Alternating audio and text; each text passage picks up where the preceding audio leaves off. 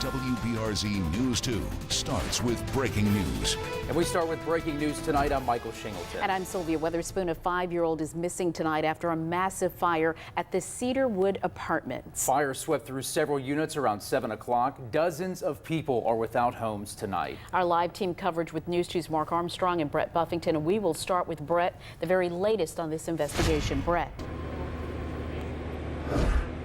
And Sylvia, a scene of destruction here behind me tonight.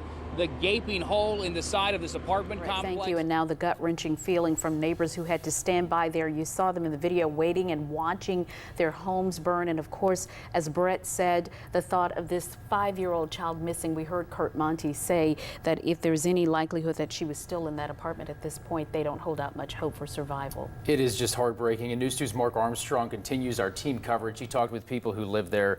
Mark is live with more tonight. Mark, what are residents saying? Michael, you see all these people here behind me, some of them wrapped in Red Cross blankets tonight. Many of them may be without homes. Right now at 10, this Baker man arrested, part of a large dogfighting operation. Tonight, the pictures that have the police chief calling this personal.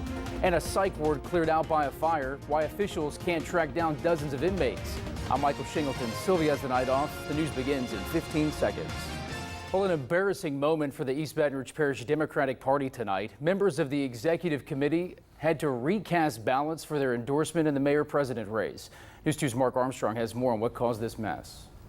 Michael, last week that body endorsed State Representative C. Denise Marcel over State Senator Sharon Weston Mark, Broome. thanks. The most recent poll from the Baton Rouge area chamber shows that former State Senator Sharon Weston Broome with 30%.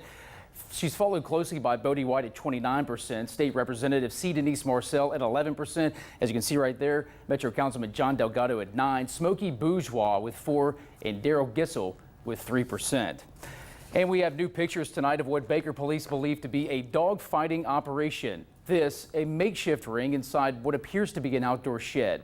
And police tell us that is a treadmill used to train the dogs. 15 pit bulls, branded malnourished, and some of them injured, police say, in Yusef Chu's backyard. Tonight, the Baker police chief tells News 2's Brett Buffington this case is personal. To a crime alert now out of Ascension Parish, deputies are looking for this man accused of several burglaries. Someone saw Eric Tranquil earlier today on Dutchtown Lane near Highway 74. He and another person ran off. The second suspect was captured. Tranquil got away running toward Highway 30.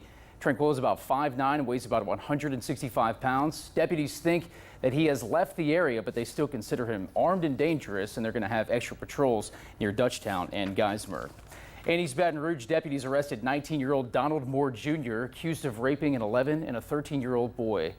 The 11-year-old says Moore attacked him several times since January, and the 13-year-old says that it's happened more than 30 times since 2014.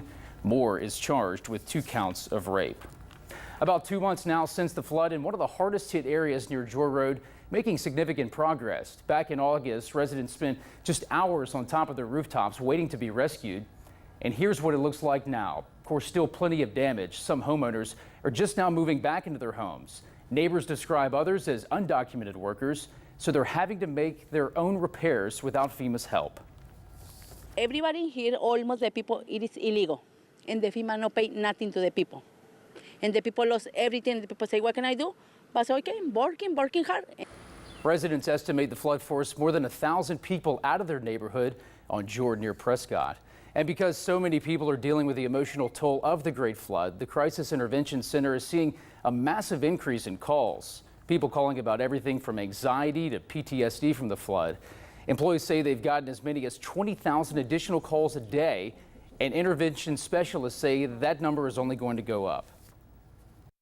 All the loss that people have experienced, with their houses, their things, cars, pets even. And we've definitely been there to support those who are going through. A young Saints fan gets a surprise from his favorite team. You don't have to tell me twice. The once-in-a-lifetime offer leading up to that reaction.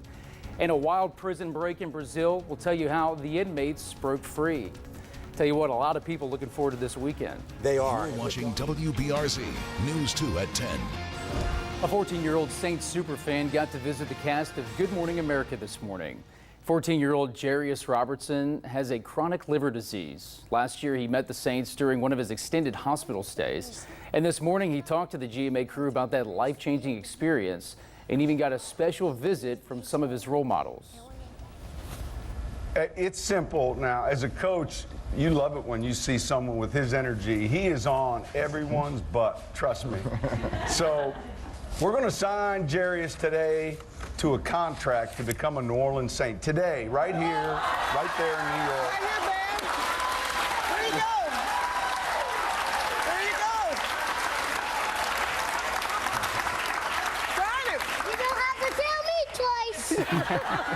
That's great. Jarius will also get to go to the Saints game this weekend in Kansas City. He'll be in charge of the team's social media account. Twin Oaks Elementary students got a special present today. The school was closed for several months after the flood. First Book and Con Homes Furniture donated 1,000 books and new furniture to the school. Students got to check out the revamped library, and they were allowed to take home one book of their choice. Teachers say the event was a welcome distraction for these kids. Many of them have lost their homes, and so to have people come in and actually give them a book and read to them and show them the love that they did, and knowing that we have this book nook, it was better than I could have even expected. About 300 students returned to Twin Oaks last Monday after attending temporary schools the first part of the year. A fighter jet gets a new paint job. We'll tell you why the pilot chose this unconventional color. That's after Pat's forecast. You're watching WBRZ News 2 at 10. Prisoners escaped from a psychiatric ward after starting a fire at a jail in Brazil.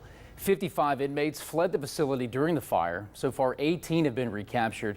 The cause of the riot is unclear, but authorities say it could have something to do with the country's overcrowded prisons. Officials say it's the third Brazilian prison riot this week, and at least 18 inmates were killed in the previous two. Authorities are looking for a group of crooks who stole $25,000 worth of puppies from a pet store in Texas. The pet store says they targeted the most expensive pets, making off with 4 English and 2 French bulldogs. The masked thieves broke down the doors you see right there and started sliding the dogs' crates out to their truck. The entire robbery only took about 10 minutes. They know it's quick money. They can turn around and sell it for hardly anything, and they don't care about the puppy. Pet store employees say that the dogs were only about 8 weeks old. The store is offering an $800 reward for each puppy.